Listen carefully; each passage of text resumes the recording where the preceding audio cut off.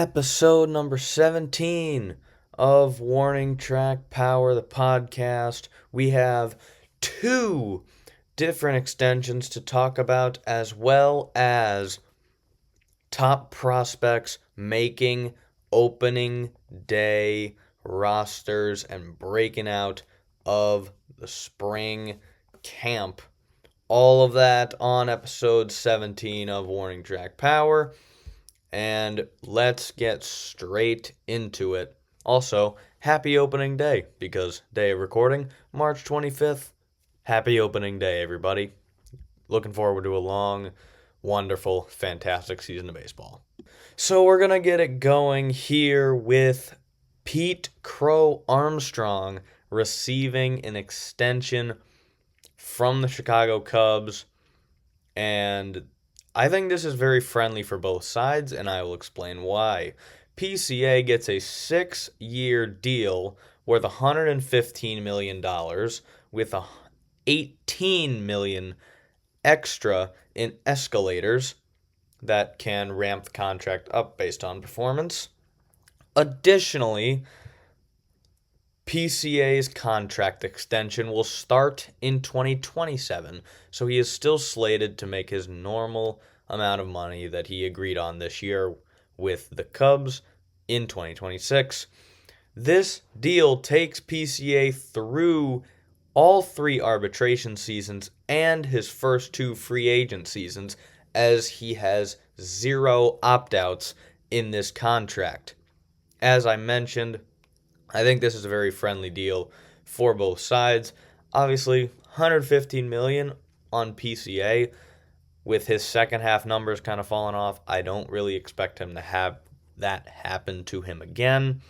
However, $115 million after that second half fall off is a little bit scary. He was basically reverse Julio Rodriguez last year.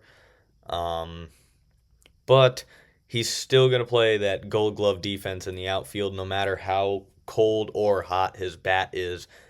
He's still going to steal a bunch of bases, and really he is the piece that the Cubs are building around, and I think they picked the right one to extend.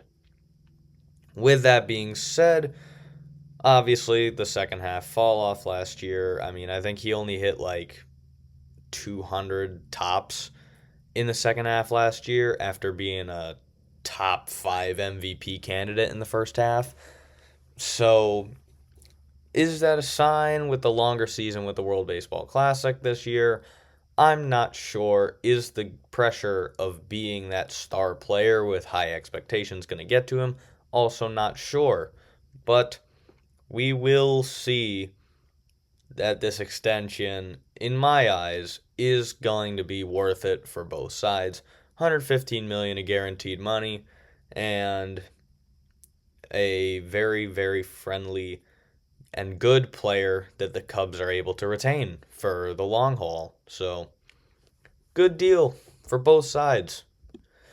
But moving on to the second extension that we're going to talk about, and that is a Christopher Sanchez extension. Now, this one is a little weird. All right, this one's a little weird. Last June, the Phillies and Christopher Sanchez agreed to a 4-year, $22.5 million extension, putting him under control until 2030. Now, this spring, the Phillies are adding to that extension an extra 2 years, and they restructured the pay of that contract, and it adds a total of $88 million into the contract, and it now takes him to 2032. The old opt-outs in the original contract are now guaranteed years, so the opt-outs are gone. He will still make $3 million in 2026, $6 million in 2027, and $9 million in 2028, as promised by the old extension.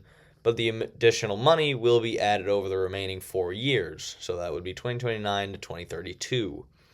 He also gets a $6 million signing bonus added on to this year's contract. Now, here's the thing with Christopher Sanchez, right? Lefty and pitched for the Dominican Republic, pitched really well last year. My worry about Christopher Sanchez, and really with any pitcher, right, is the repeatability of their seasons when they are, I dare say, not as experienced in the league, but I mean, really, he was dominant last year, so I really don't think that's going to be an issue. Um, he is bypassing his first few free agent years, which really isn't anything, but, I think that we're going to end up with a if you're a Phillies fan, you're going to end up with your number two arm behind Zach Wheeler. He's locked up for the long haul. Zach Wheeler, when his contract expires, Christopher Sanchez, no doubts in my mind, slides into that number one ace in your rotation. Then again, I feel like adding $88 million after the season he just had, which was kind of out of the blue since his post extension. Now I get that, hey, he had a really good spring, really good WBC, but an additional $88 million brings the total deal to 110.5. That was agreed upon last June. So, do I think it's an overpay? No. I just don't really know about the overall value of this extension. I like it for the Phillies. I like it for Sanchez, but you never know with pitchers. You really never know with pitchers. I hope he can stay healthy and tune in some 6 more years of good Phillies pitching for Sanchez, but it's going to come down to health, as I said, and if those pitches are showing any regression. Now, 96 on a sinker with movement from the left side, very good. The changeup's good. Slider's good. All of his pitches are good. Do they stay good is really my question. But Christopher Sanchez, an extension to an extension, we'll put it at that, with the Phillies. And now to end today's episode, we have the top prospects in baseball that made opening day rosters, the guys who broke camp, starting off with Kevin McGonigal, number 2 MLB prospect, number 1 Detroit Tiger, makes the opening day roster. He is likely slated to play third or short, as there really isn't a known starter for the Tigers at either of those positions. J.J. Weatherholt, number 5 MLB prospect and number 1 St. Louis Cardinal, makes the opening day roster. Probably going to play second base due to the departure of Brendan Donovan in that 3-team trade that sent him to the Mariners. And assuming that they are not going to put him at short because of Mason Wynn, and that's probably why he's going to slide in a second. I like J.J. Weatherholt as a player. I think he's going to be pretty good. And making the opening day roster fuels his NL Rookie of the Year candidacy, which I think everybody is kind of expecting him to be top 3. On the AL side of things now, we have Carson Williams, the number 63 MLB prospect, and the number 1 in the Rays organization, to play shortstop for the Rays on opening day. Williams plus defender. The bat is good. It's not anything overly special, but the defense is always going to be there with Carson Williams. Oh, now the other Carson Benj of the New York Mets, their number 2 ranked prospect, number 16 prospect in all of Major League Baseball, breaks the Mets camp.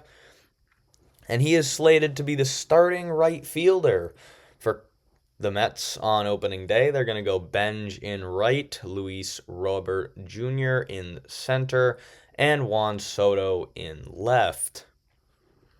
Now, Connor Griffin, the number 1 MLB prospect and the number 1 Pittsburgh Pirate prospect, does not break camp.